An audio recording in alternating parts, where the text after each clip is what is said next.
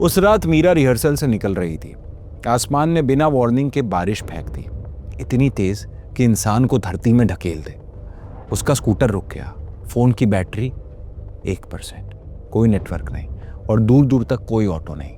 धीरे धीरे Besant Avenue उसके आसपास अंधेरा समेट रहा था और उसी वक्त उसने वो घर देखा।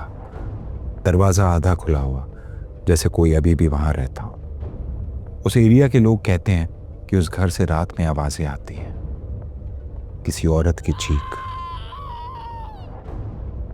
बच्चों के दौड़ने की छाप और एक मर्दानी हंसी। उस घर को देखकर किसी को सिर्फ एक ही ख्याल मन में आता है, यहां कोई जरूर किसी का इंतजार कर रहा है। और उस रात उस घर ने मीरा का इंतजार किया। मीरा सिर्फ एक असाइलम ढूंढ रही थी, एक छत, 1 मिनट का सुकून।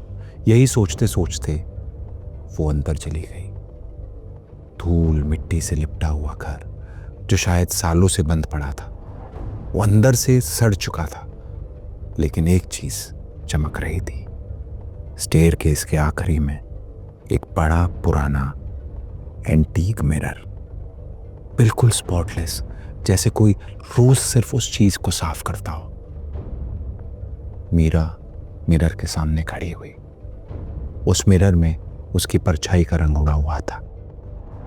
और तभी एक आवाज, एक औरत की आवाज,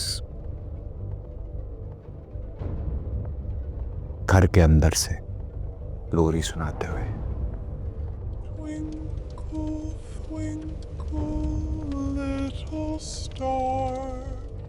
मीरा की रीढ़ में ठंड दौड़ गई। वो मिरर से पीछे हटी, पर उस मिरर में कुछ बदल चुका था।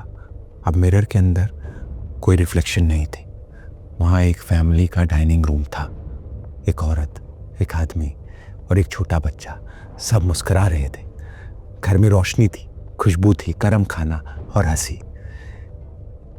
ये दृश्य जैसे किसी खुशहाल परिवार का था। मीरा ने तुरंत अपनी सांस रोक ली। ये आईने में परछाई किन लोगों की थी? ये जिंदा लोग नहीं थे, ये यादें थी, उस घर की यादें जो अब भी जिंदा थी। वो बिना पलक झपकाए उस मिरर में देखती रही, जैसे किसी ने उसे अपने वश में कर लिया हो। धीरे धीरे उस माँ की मुस्कान हल्की सी टूटने लगी। बच्चे चुप हो गए। बाप की नजर तेज, शक से भरी हुई, बेचैन, और एक ही पल में जैसे प्यार हिंसा बन चुका था।